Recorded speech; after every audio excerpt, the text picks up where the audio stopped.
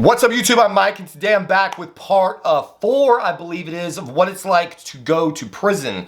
Our electricity finally came back on, so I'm back to shooting content. Thank you to everybody who participated in the little Q&A shorts video, keeping me busy when the internet was gone earlier. I'm thinking about going live at some point very soon and doing another live Q&A where I can talk at length about the various topics that you guys might be interested in. But for those of you who have been hooked into my prison story, here we go. Let me get a sip so I have to interrupt myself later. So when I left you last, I had just gotten back to prison, to Shelton, the classifications prison, and found out that, again, I'm pretty sure I got dirtbagged by the deputy or the prosecutor, George Apple, because I schooled his ass in the courtroom, and instead of getting put into the minimum security wing, they transferred me to R5, which was a maximum security wing. So instead of the open flow, like lots of privileges environment, I was going into a wing that was on 23-hour-a-day lockdown.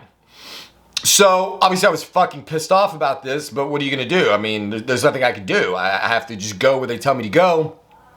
And so you go into this building, and there's like a guard room, and the guards are all behind the glass in like this control room. It's not direct supervision like I talked about in my county videos. They basically just have this long hallway. There may have been multiples, I don't remember now. It's just this long hallway with a bunch of two-man cells just, off the hall. And so they buzzed the main door open, told me which cell to go into, and I'm carrying my like prison mattress and my duck bag with all my little essentials. And I start going down this hallway to what felt like my impending doom, but which was the cell that I was going to be housed in. So as I told you in previous videos, certainly in my county video, anytime you're held in a lockdown facility, your time there is pretty much made or broken by the relationship that you are able to have with your cellmate, or cellie as they are called. So getting a bad cellie can make your time incredibly unbearable, and getting a good one can actually make it a lot of fun. And so I turn into the cell and come face to face with what looks like a guy who looked like he might be a member of like a white supremacist group, which is fine. Like, I'm a white guy, so I don't have really anything to worry about that. But he had the look of a guy that had done some time before. And so there's the immediate meet and greet. Like I said, at this point, I had been wearing what I call my wolf's clothing. I had taken my hair down, and I had started growing. A goatee, and I had started growing my beard down. And by this time, my beard was growing in thicker than it is here, and I grew it thick right here, and then I shaved it down to like a little point. So they were like little chops that came to like a point on either side, and then my goatee was starting to get longer. It was a pretty fucking hardcore look, honestly. I was going for the most rugged fucking look I could get because I wanted, at face value, not to look like a target. And that is really the name of the game. So if you can avoid conflict at all costs by not doing anything to make yourself a target, and certainly by not looking like a target, then typically speaking, you're going to have a better time of things. If you go in there looking scared, or looking like a fucking weirdo, or, too young, too pretty, you know what I mean? You don't want to look fucking pretty, because there's sexual predators in there for sure. So I wanted to look like not the fucking one to fuck with. And so I was able to grow thick, black, I had the prison look going at this point. So I walk in, and here's this white guy with kind of a buzz cut and a similar kind of style to his beard. And so immediately there's sort of an instant affinity. He starts talking to me about my paperwork, of course. Why am I in his cell? And we exchange fucking, prison stories, basically is what it is. This guy, if I remember correctly, was down on something, I can't remember if he had been down on meth charges or he was down on meth charges at that time. I know for a fact that he either had gotten caught for cooking or had been involved in cooking previously, because I got a hardcore education on cooking from this guy while we were celled up together. In fact, at one point I recall, he started getting a little nervous. He was like, man, we shouldn't even be fucking talking about this. Like, I need to shut the fuck up. Because he was concerned that he was giving me enough information that if it got out, you know, he could get like in trouble for like conspiracy to commit. And so I'm gonna have a lot of stories to tell you, possibly starting in this instant. And please understand that because I don't know the statute of limitations on things, and because I certainly don't want to jeopardize anybody else's freedom, I'm not going to give you specifics of a lot of events, but I will tell you what events unfolded, because again, I don't want anybody getting in trouble because of me, and I certainly don't want to get in any more trouble. So this guy was instrumental in my early days in prison, because he really kind of showed me the fucking ropes. And so one of the first things that you learn, you know, and this kind of this doesn't occur so much in county. You know, you're in a 2-man cell, and so you have to go to the bathroom. And in county, we had enough time out that you would schedule your number 2 time, you know, where you weren't inconveniencing your cellie to the best of your ability. When you're locked in a cell 23 hours a day, that shit is literally unavoidable. And so, you know, I remember like, you know, the first time one of us had to go to the bathroom, I can't remember who it was, and dude explained like what you do to be courteous to your fucking cellmate is you take one of the sheets, your sheet typically, and you hook it to, there's like a little tiny partition between the bed, the end of the beds, and the toilet. The toilet, like the bed's dead end into the toilet. So there's a bit of a partition, but it's not a lot. Like you can still see dude sitting there trying to do his business. And so conveniently, I don't remember what was on the wall adjacent, but you could string a sheet from the partition to the wall and sort of build yourself a little barrier so you don't have to watch your cellie taking a shit. And then he explained that when you're doing this, literally you start flushing the toilet as things start to emerge. So that basically you're sucking everything that's coming out and the smell down the toilet. You just repeatedly hit the button so as to prevent as much possible odor buildup as possible. Now, it's not it's not foolproof, but the window, for whatever reason, the cell doors were doors. They weren't bars, and they had knocked the windows out of them so that you could like communicate out onto the tier with other cells, which is interesting.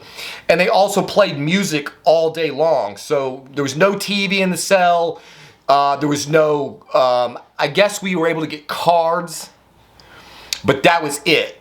During the lockdown, when I was in R5, there was no commissary. And I think the only thing I was able to have access to was writing paper and a flexi pen. If you've never been into a lockdown facility, this occurs in county. I didn't mention this when I was in county, my county stories, but it's certainly in maximum security, at least in this particular unit.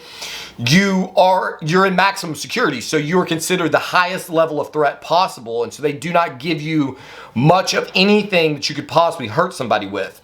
Bed sheets being basically the most dangerous thing that you're allowed to have access to. So if you want to write letters, what you get is this little pen that's about this long, and basically all it is like the inside of a Bic pen, you know, like the little tiny tube that contains the ink that's very flexible, and they put like a little tiny plastic sheath over that, and so it makes like a it's still a bendable pen, but it makes it slightly less bendable. It just makes it to where you're not going to be able to stab somebody with it, because any kind of force and it immediately folds in half. And so basically, you're allowed access to paper, envelopes and stamps, and your sheets and your clothes. The clothing that you're wearing is a prison-issued jumpsuit that thankfully buttons in the front. So as you can imagine, I'm going into maximum security, what I like to call butt rape prison, or at least that's what I'm afraid that it's going to be, because there's no officer in this unit at all. They are down the hall in a control room and they cannot hear anything that's going on. So the only real way to get their attention, I guess there is a panic button inside the room. And then generally what would happen was they don't, like, a lot of times they would not respond to the panic button. And so when events would unfold, which events did unfold, people would wave towels out the window, and eventually this would get the attention of the guards, the fuckhead guards that aren't paying attention. They would see people waving towels out the window, and then they would come into the unit to find out what was going on. If I remember correctly, they only walked the tier once an hour, maybe every 30 minutes. It might have been 30 minutes. I think it was 30 minutes. So basically, if you're getting beaten up or raped, there's a 30-minute window for this behavior to occur, because the cop is going to walk up and down the tier, and then he's going to go back out the locked door that's shut and effectively soundproof, because there's all of this talking and yelling. Guys are trying to play chess down the tier. They're fucking talking. They're exchanging stories. They're fishing. They're trying to throw notes from cell to cell. There's just all kinds of commotion going on during the day, as well as the radio playing. And so if your cellie's beating your ass, your only recourse is that some other person on the tier hears it and starts waving a flag out the window to get the guard to come down the unit. So my cellie is super fucking cool, and he's basically teaching me all the ropes, and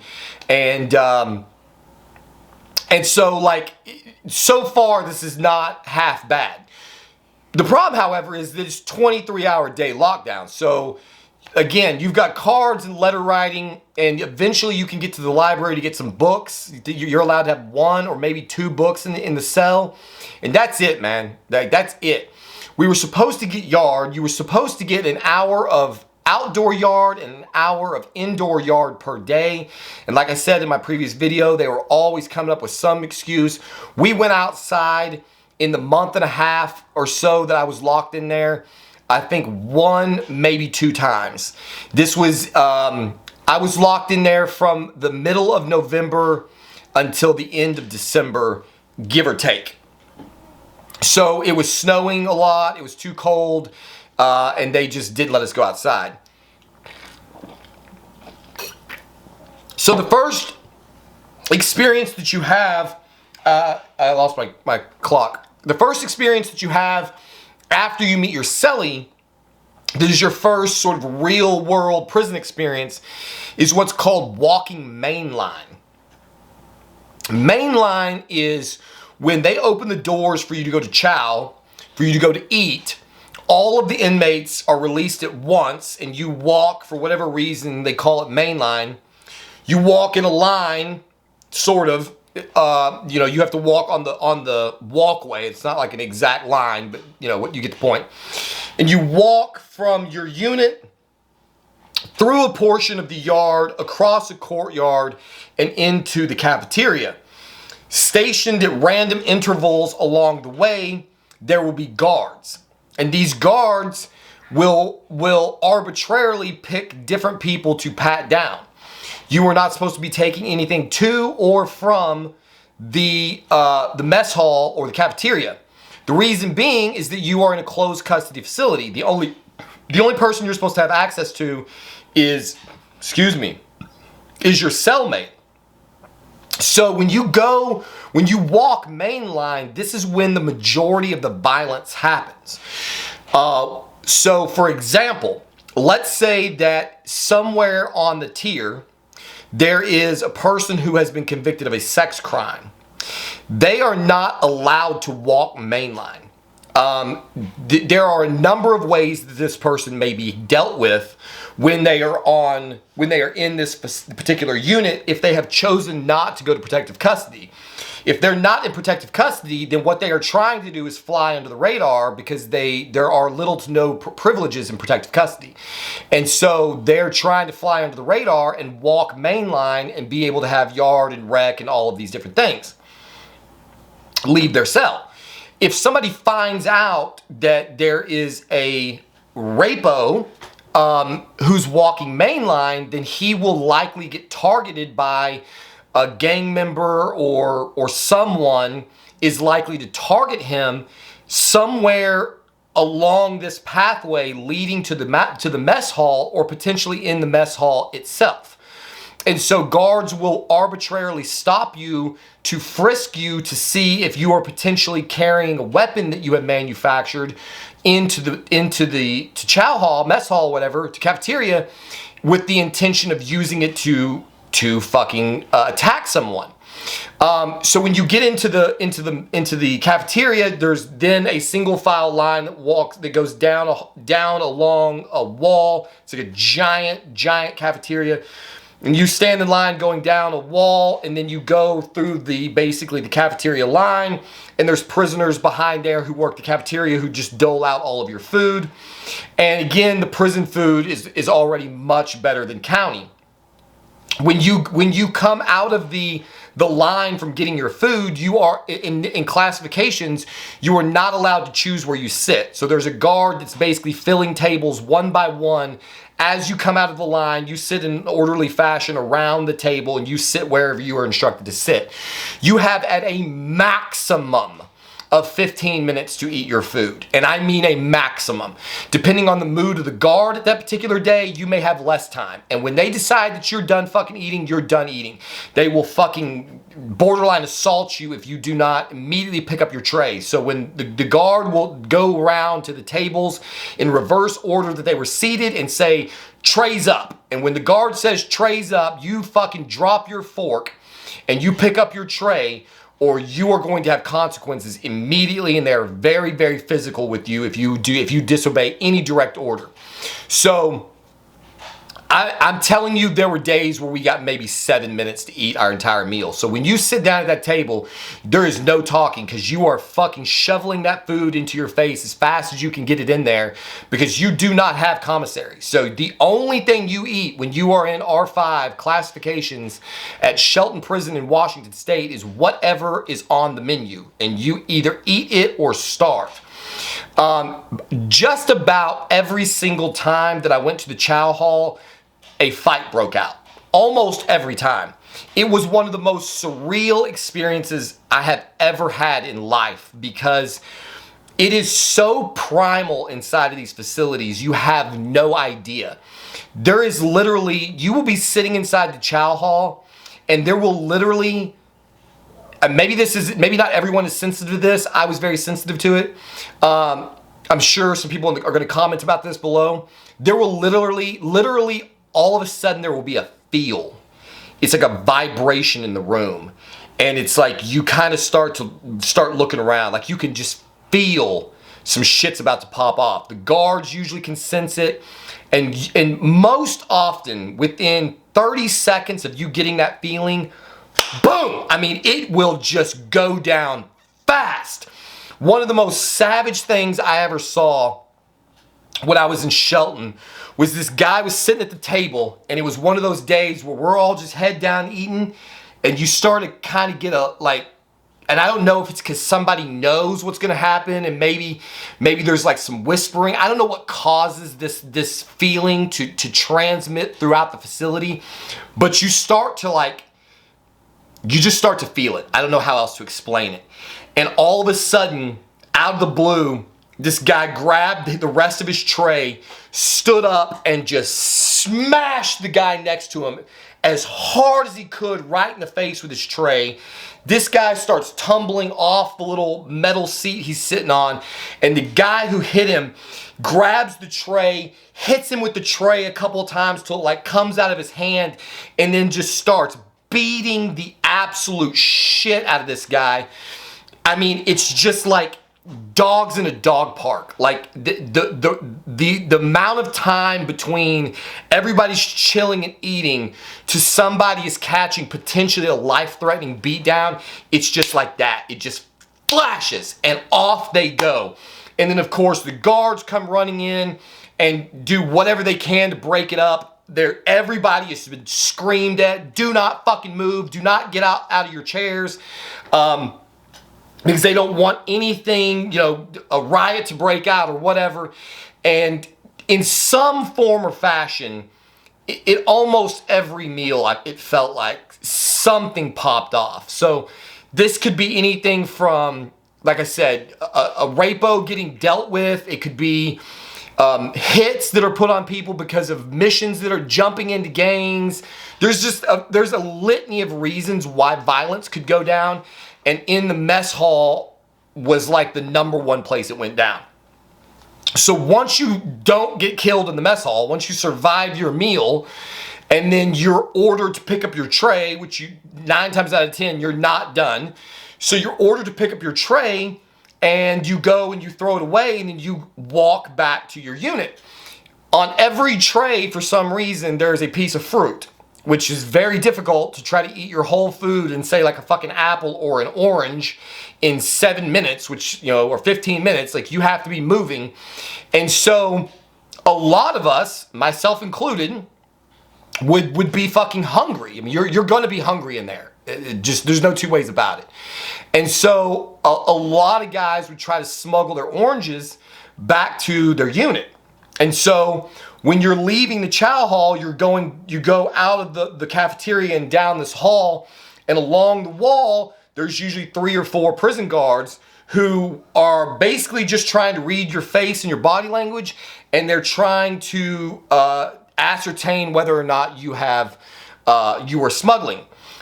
Usually it's just they arbitrarily pick people, but you could, I did it enough that they also pay attention to see if you look guilty. One of the crazy things is this is in the men's facility. There's a lot of female guards, and when they pat you down, they molest you. I cannot tell you the number of times a female guard grabbed my entire package and manipulated it with her hand, which, in all honesty, when you haven't been touched by a woman in 7 months, not the worst thing that could happen to you. You know what I mean? You really take anything you could get. And I got caught on more than one occasion with a fucking orange in my pants. Apparently So, luckily, in this facility, this is a very minor offense, and they just take the orange. So usually they have a fucking literal box right next to where they're standing, and just fucking full of fruit, because they're just grabbing it and taking it. One of the biggest reasons that they take the fruit, despite the fact that it's just rules and they're trying to fuck you up, is that there is alcohol made inside the prison units, and it is primarily made from fruit. So the alcohol made inside of a prison is referred to as Pruno, and it is generally made with oranges and yeast from the bread.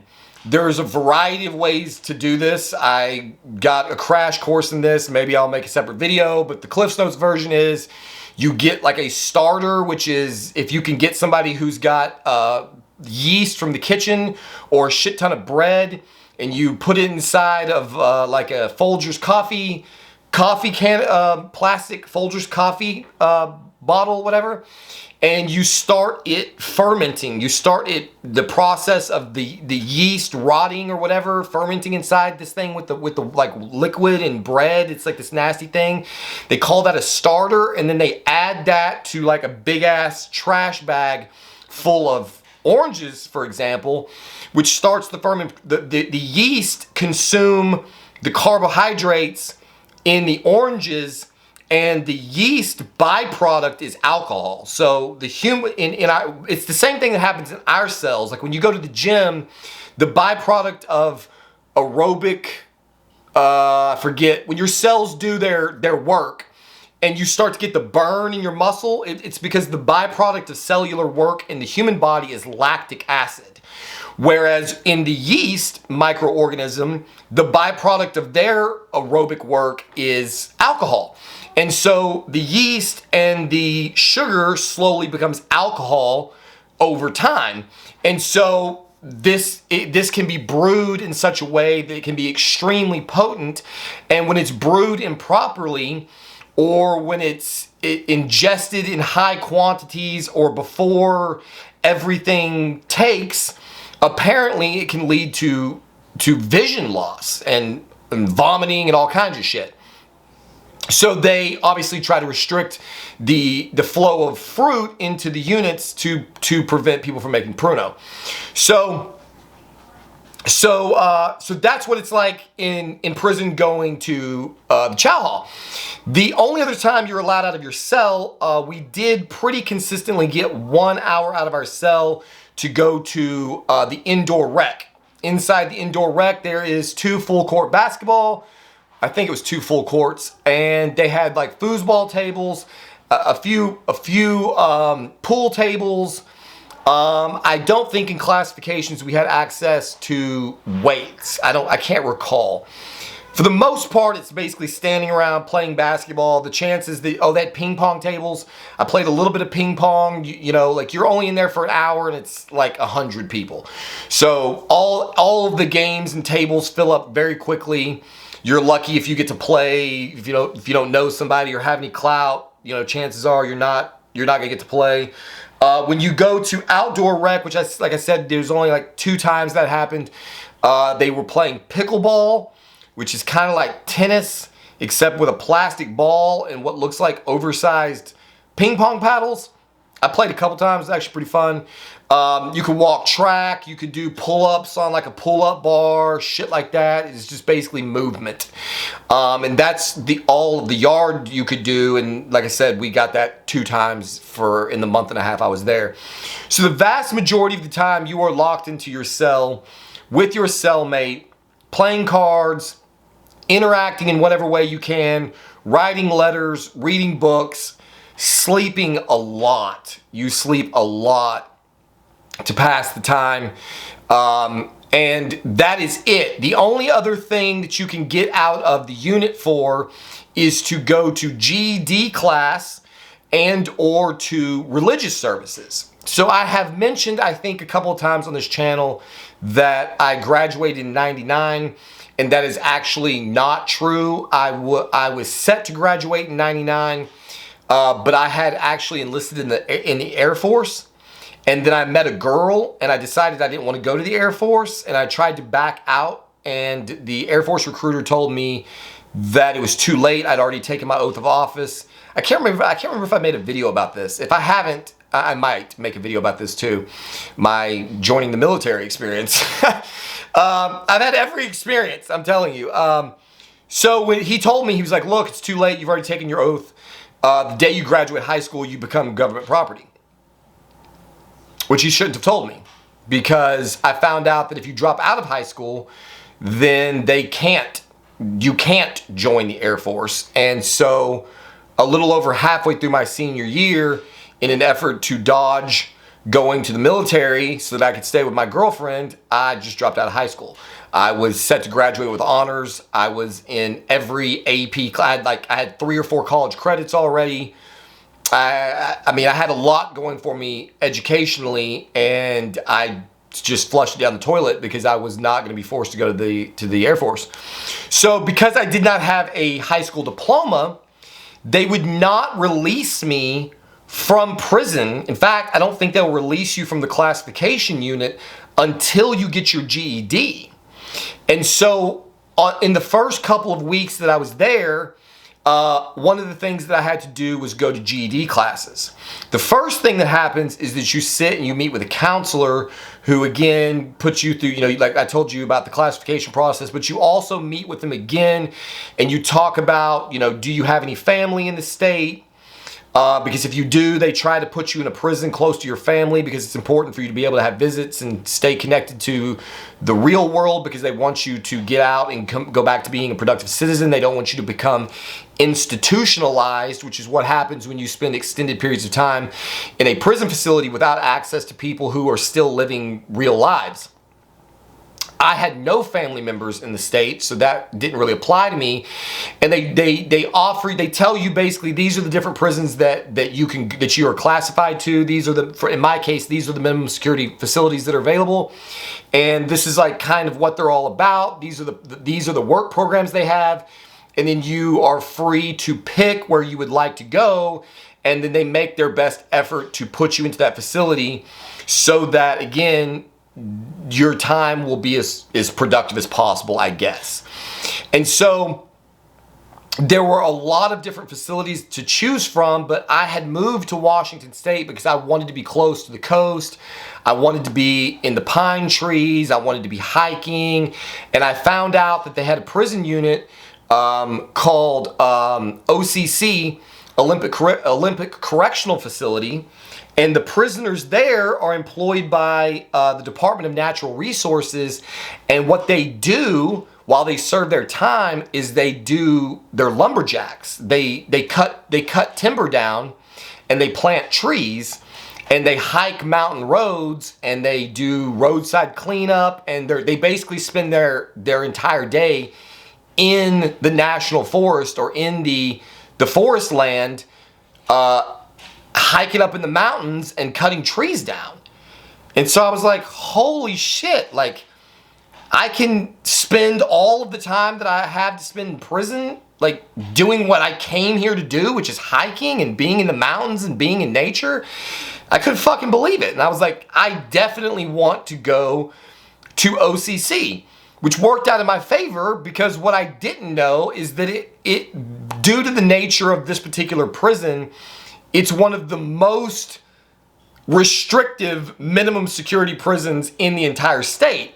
And it's very, very hard work, and most people don't want to do it who spent their entire lives there. And so it's actually one of the less popular places to go, because it's also way the fuck out on the Olympic Peninsula, totally away from Seattle, where most of these people are from, like the general city area. And so no one really wants to go there. And so they're like, yeah, fuck, we're gonna send you.